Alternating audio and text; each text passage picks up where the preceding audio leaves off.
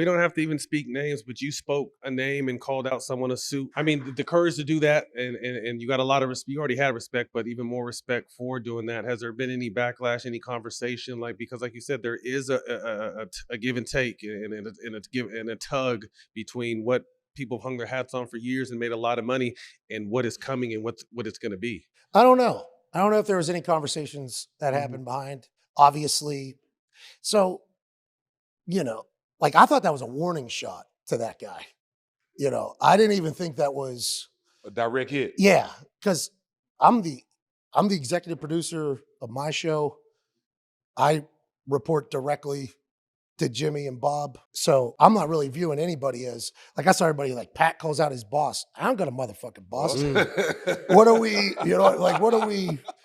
Jim Pitaro? Are we talking Jimmy Pitaro or Bob Iger? Like, is that who we're talking about? Because those are people that could technically be described as my boss. And like Burke Magnus as well, and I have a great relationship with him. But I think even Burke would say, like, yeah, like we have a good like we are talking like this as opposed to like this. And so that was just a warning shot to, I thought, a person that was, at the same, which is hilarious because he's the former president of the place. I guess a lot of people had a lot of fear of him. I did not. Like, Right. I do not have, that guy left me sitting in his office for 45 minutes, no-showed me when I was supposed to have a meeting with him, right? When 5 years ago, 6 years ago, whatever. No it was. showed you. No-showed, yeah. Wow. Yeah, so And you remember that. What's that? And you remember that. This thing's a fucking elephant brain, There buddy. you go. Yeah.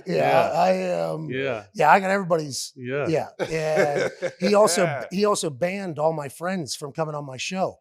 So there was a ban of ESPN talent on my show on YouTube that came directly from him, which so much so that I started a hashtag ESPN stinks the day that everybody got banned from my show. It only trended for like 8-9 hours or something like that. And then that's the next day is when I met Jimmy Pitaro. Jimmy Pitaro called me and said, like, hey, how do we, what's the deal? And I told him about, you guys are banning my friends from coming on my show. Matt Hasselbeck, who worked at ESPN, Jeff Passan worked at ESPN, Dan Orlovsky worked at ESPN. All these people that I've known since For a while, right. before they got into ESPN, Mm-hmm. like they're not even allowed to come on my podcast or whatever, or my YouTube show. You guys banned it. So like that guy was not a fan of me or our operation for a long time.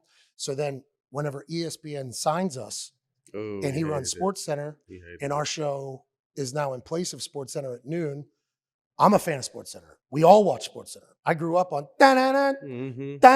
All did. but there became like a war almost from behind scenes from like SportsCenter people and like people that have been at ESPN a long time against us coming in and taking their jobs and all this other shit.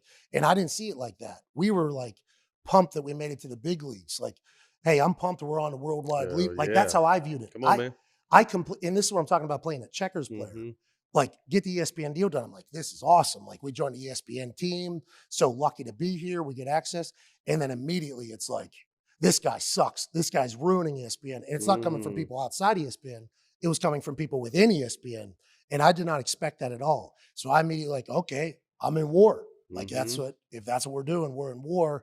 And then once you start learning about how shit's going behind scenes, things that are being said to people, things that are being leaked, the timing in which they're being leaked, it's like, oh, they're trying to kill me. Like they're trying to make our show impossible to advertise with. They're trying to make sure people don't watch our show. So like, as I started learning that, I'm like, all right, well, that's not going to, I don't know how this has gone in the past with other people. It ain't going here. But yeah, this particular white trash kid from Pittsburgh, like, hey, Suits, this is not how this is going to go. So that was just a warning shot. That wasn't even like supposed to be, and then obviously it goes big. And I heard from, this is no lie, no less than like 40 people that have worked at ESPN or used to work at ESPN. And they were like, thank you for saying what you said. And I was like, well, if I really crafted a statement about that, I mean, I could have said something much better, but I also did not appreciate the thing I didn't think about, once again, checkers player, I did not expect the backlash afterwards. Like Burke Magnus just became the president of content at ESPN. I think he has a great vision for what the future of sports media should look like. He was a big part of us joining ESPN. People were attacking Burke because it made him look sloppy because it's Okay. inside the Right, building. right, right. People were attacking Jimmy because it looked sloppy. Mhm. And that was something that I did not think about. I was very apologetic about. Like, I didn't mean to take down my allies or Right. make allies look bad in the whole thing. But I genuinely did not expect it to get as big as it did because I didn't think I said anything that was like Mhm. that crazy. No, You you know kept what I it mean? real. Or like I'm a pretty good talker, you know. I'm a pretty good promo cutter. Like if I really wanted to saw a motherfucker down, like I thought I could have done it in a much bigger way. Mhm. And I did not. So I was actually like pretty proud of Yeah. myself. I was like, look at me. That was a you know? I'm an adult. And then it got loud. I'm an adult. I'm an adult. And it got real loud. That's Got dope. real loud.